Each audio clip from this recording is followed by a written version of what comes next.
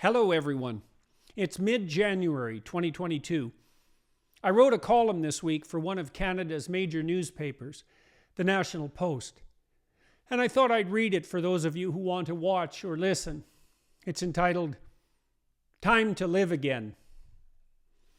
I spent more than 3 hours on the phone last weekend trying to get through to the online security department of one of Canada's major banks. One of my accounts was shut down because I had the effrontery to sign in from Alberta, an event too unexpected for the bank's security systems. I was placed on hold interminably, subjected all the while to the corporate world's idea of music to soothe me. I was then offered a call back, which I duly received 45 minutes later. Then I was placed on hold again, and again, and again. This all occurred after my patience had already been exhausted in the aftermath of trying to fly in Canada. Like so many Canadians, I have been unable to see many of the people I love and who are tolerant enough to return the sentiment for nearly 2 years. Lockdowns, restrictions, limits on personal and social gatherings, precautions. But everything had opened up enough in principle, so flights for such purposes were, in principle, once again possible.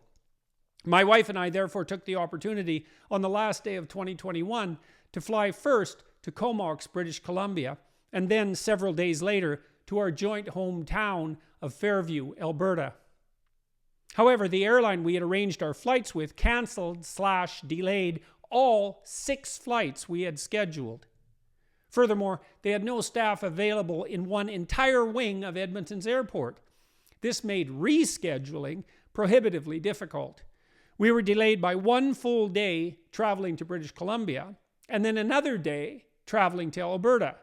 And there were further delays on our way home to Toronto. This took quite a chunk out of an 8-day trip. All this from an airline that not so long ago was a model of efficiency. Like most people in Canada and in the broader Western world, my wife and I are accustomed to systems that work.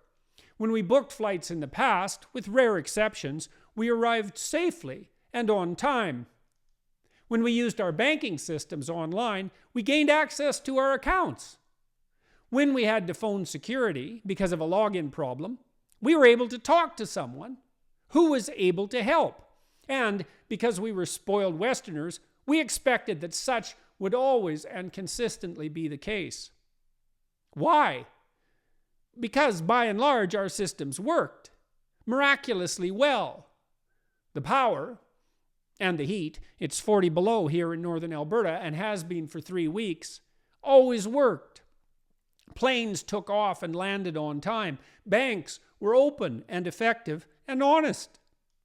But there are empty shelves in the grocery stores here in Fairview.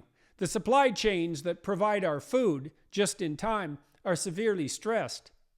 While I was here, I spoke with a local restaurateur who operates the pizza place I worked in 40 years ago. She is barely hanging on. This is true of most local businesses. I was on the phone for 3 hours trying to sort out a minor banking issue, after being delayed for a full day while flying, after having been delayed in a similar way only 4 days before. And because I'm an entitled Westerner accustomed to my privileges, I got whiny about it. I have a banker that takes care of my affairs, and I sent him and his associate a string of complaints about the service I was receiving.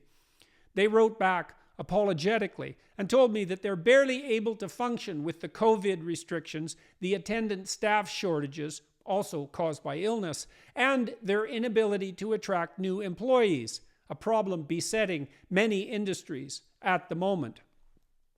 I am not accustomed to feeling particularly sympathetic for the travails of large, successful enterprises, banks, airlines, utilities, and the like.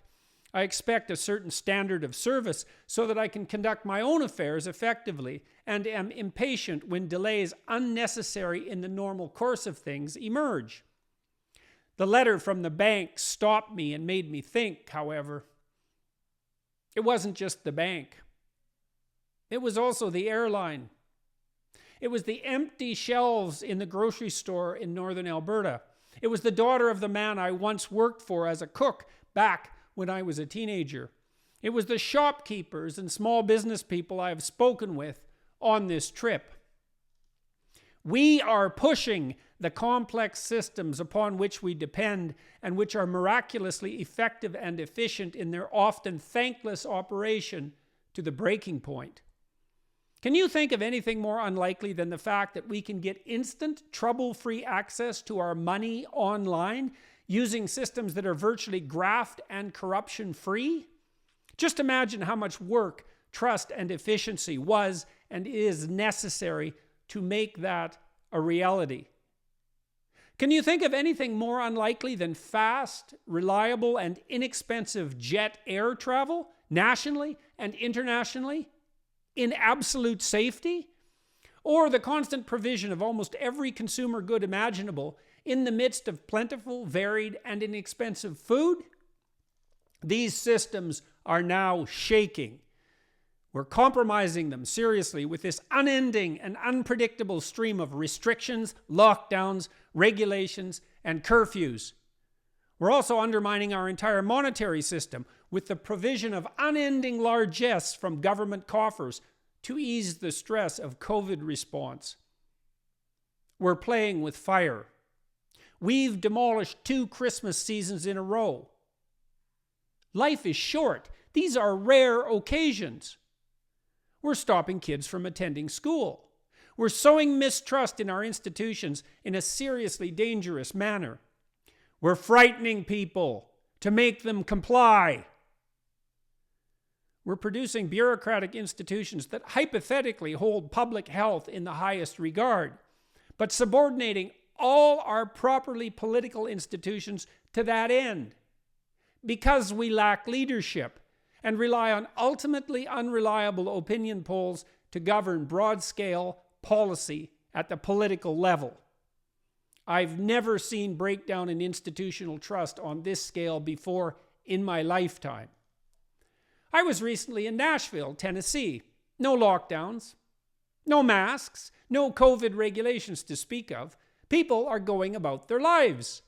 Why can that be the case in Tennessee and in other U.S. states such as Florida when there are curfews in Quebec 2 years after the pandemic started with a vaccination rate of nearly 80%?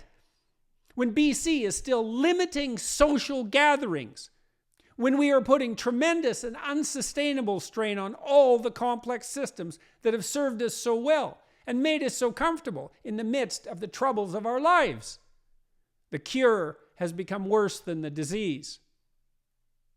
I have recently spoken with senior advisors to provincial governments in Canada. There is no endgame in sight. The idea that Canadian policy is or should be governed by the science is not only not true, it's also not possible, as there is no simple pathway from the facts of science to the complexities of policy. We are deciding by opinion poll to live in fear and to become increasingly authoritarian in response to that fear. That's a danger too, and it's increasingly real. How long are we going to flail about, hiding behind our masks, afraid to send our children, who are in no danger more serious than risk of the flu, to school, charging university students full tuition for 10th-rate online education, pitting family member against family member over vaccine policy, and, most seriously, compromising the great economic engine upon which our health also depends, until we decide not to. There are no risk-free paths forward. There's only one risk or another. Pick your poison. That's the choice life offers. I am weary of living under the increasingly authoritarian dictates of a polity hyper-concerned with one risk and oblivious to all others. And things are shaking around us. Enough, Canadians. Enough, Canadian politicos. Enough masks. Enough social gathering limitations. Enough restaurant closures. Enough undermining of political and social trust. Make the bloody vaccines available to those who want them. Quit using force to ensure compliance on the part of those who don't. Some of the latter might be crazy, but by and large, they're no crazier than the rest of us. Set a date. Open the damn country back up before we wreck something we can't fix.